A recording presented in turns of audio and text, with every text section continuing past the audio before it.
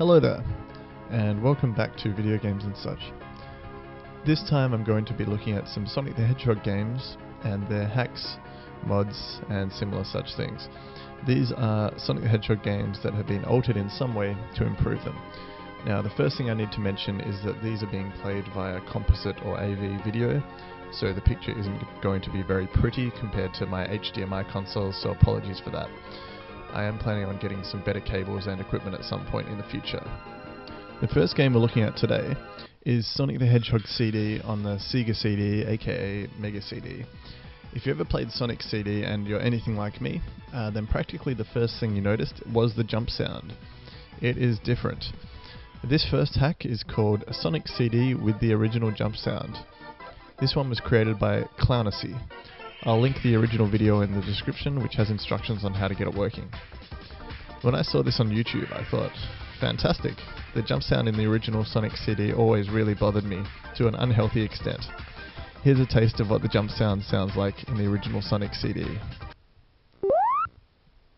And here's what it sounds like in this modification of Sonic CD, which sounds like the jump sound we were familiar with from the other Sonic games. And the following will be some footage from me playing through this game with the original jump sound. Now, I absolutely adore the other Sonic games on the Mega Drive, particularly Sonic 2, Sonic 3 and Sonic & Knuckles. But Sonic CD I was never really big on. It just didn't feel the same. It makes sense in retrospect because even though it came out after Sonic 2, it felt more like Sonic 1, but kind of also just felt like its own weird thing. Yuji Naka had gone to the USA to work with the STI, Sega Technical Institute in San Francisco, to work on Sonic 2. So the creator of the character of Sonic, Naoto Oshima, sorry I probably butchered his name, stayed on and was given the role of director of Sonic the Hedgehog CD. I watched a video recently by a YouTuber called FrameRater called Why I Don't Like Sonic CD, and I'd recommend watching that too. The links to that will be in the description. The one thing I was surprised that FrameRater didn't mention in that video was the jump sound, but maybe he's not as petty as me. But anyways, this game really does like to grind things to a halt randomly at the worst times. It happens in other Sonic games too, but in Sonic CD there's a time travel element where you have to touch a past or a future sign and then somehow get yourself to a high speed for a certain amount of time, which allows you to time travel to the past or the future depending on the type of sign you touch. But I find so often that when I'm in the middle of getting my time travel sparkle on, it can be way too easy to suddenly be slowed down or just put dead in your tracks somehow, preventing you from time traveling. And then in order to time travel you need to find another post and try it again.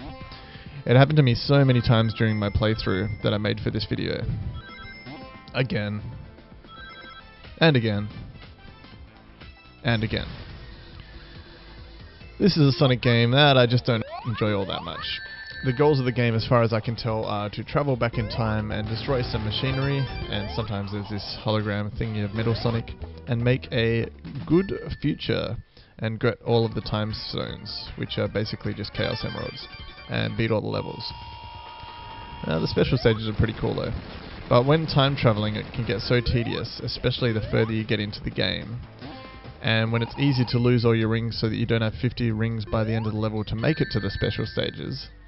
Eventually on this playthrough I just gave up on those goals except for just trying to make it through to the end of the game.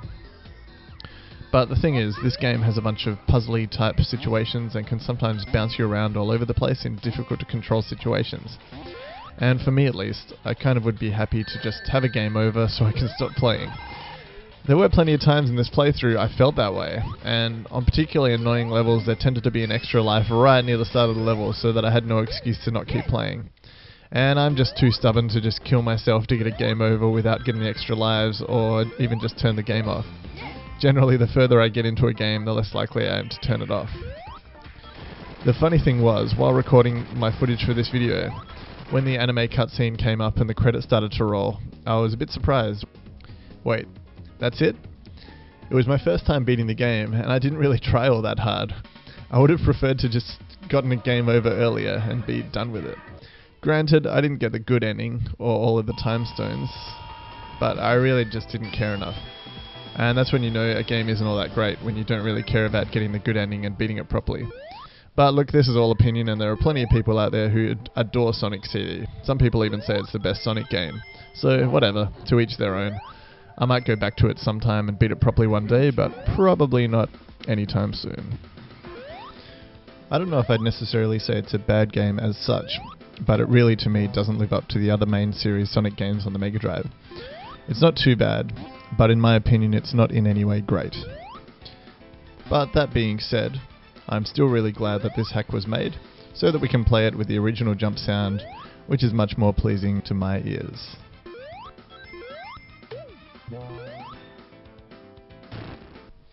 The next hack I'm going to be looking at is Sonic 3D Blast, aka Sonic 3D Flicky's Island, Director's Cut. This one is for the Mega Drive Genesis. This hack was actually made by the lead developer of the original game, John Burton, who has a YouTube channel called Game Hut. You can either patch the original Mega Drive or Genesis ROM, or you can download it as a mod in Steam Workshop, or something like that. I don't know too much about Steam. There'll be more links in the description for these sorts of things.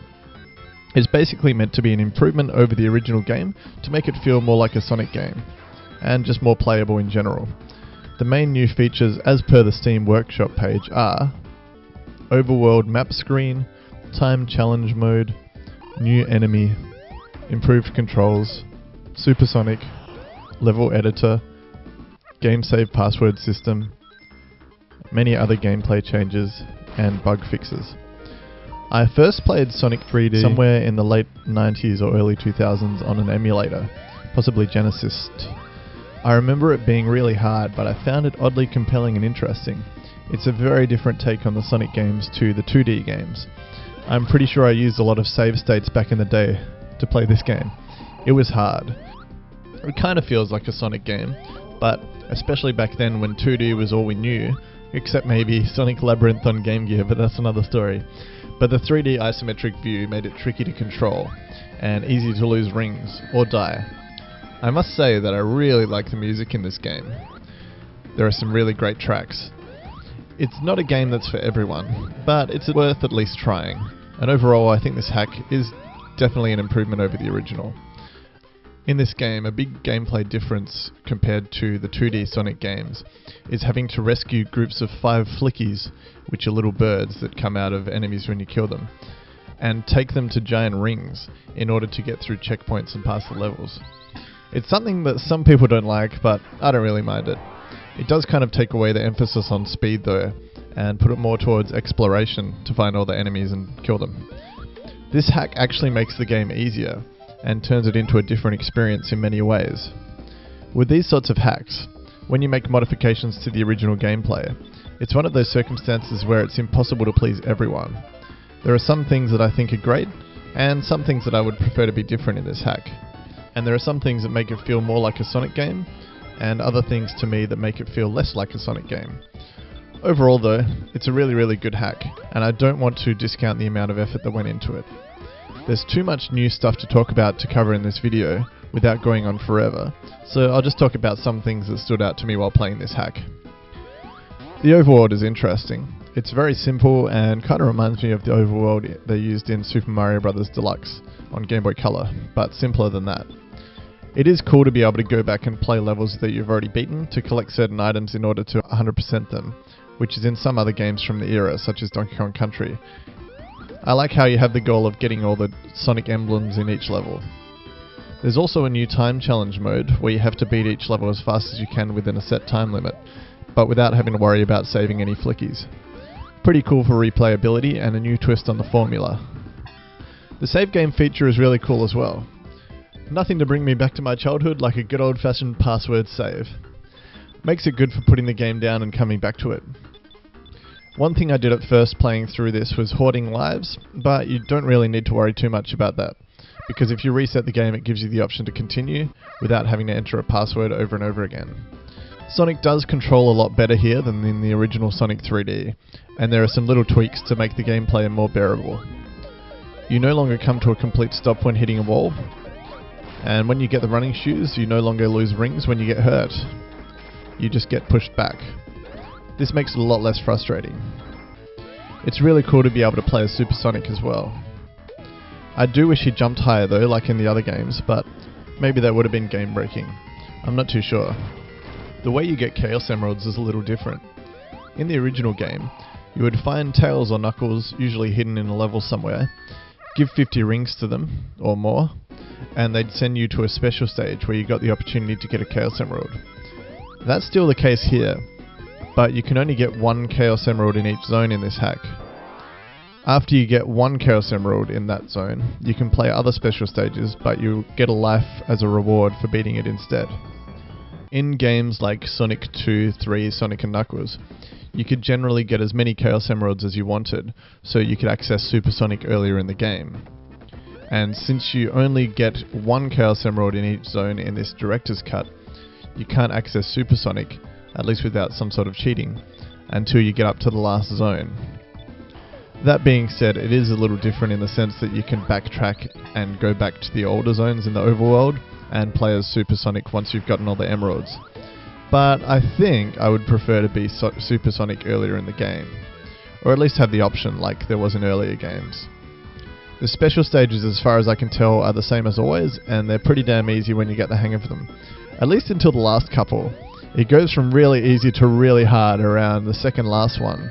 I made so many attempts to get the last Chaos Emerald, and of course my game capture program crashed when I finally got it. Just my luck.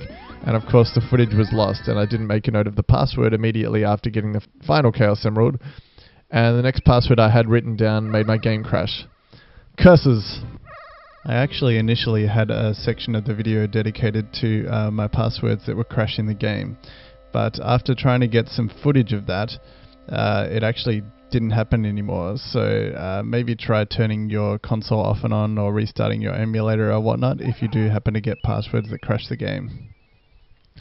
The level editor is a cool addition, but it's not user-friendly by my estimation.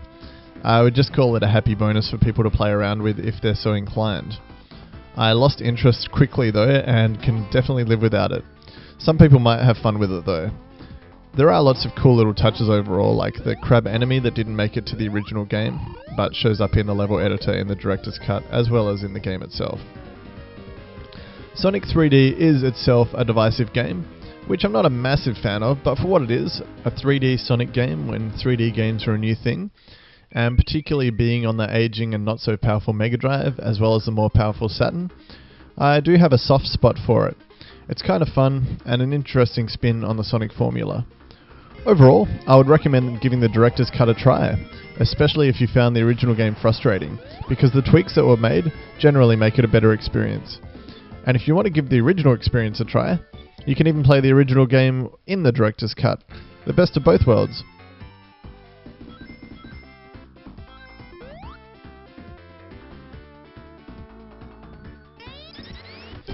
I did originally plan on covering at least one more hack for this video, but I think it might have made the video a bit too long, so maybe there will end up being a part 2. Just so you know, all the footage used here was from the hacks. There wasn't any from the original games, unless you count the sound test bit from Sonic CD's original game, and the tiny bit of the original Sonic 3D Blast that was actually from within the hack anyway.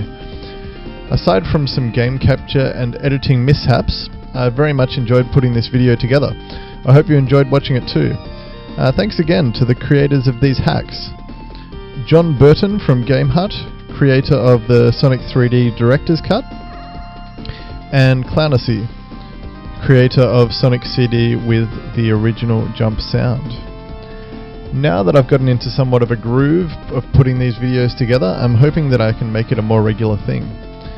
If there's anything you'd like to see, feel free to leave a comment. I do enjoy covering game hacks, but I might do other types of videos in the future too. I'd like to give another special thanks to a YouTuber named Locus Roe, one of whose videos basically inspired me to eventually make this video. I realized from that video of the NTSC US version of Snatcher running on a 60Hz modded Mega Drive with a Power Mega CD that I could use my EverDrive-MD for Mega Drive to load a Sega CD or Mega CD BIOS from a different region and play US and Japanese Sega CD and Mega CD games using my Japanese Mega Drive combined with my PAL Mega CD. And then I stumbled upon some of these Sonic hacks, so I figured out the theme for this video. So thanks Locus Roe. And of course, thank you so much for watching. This has been Video Games and Such.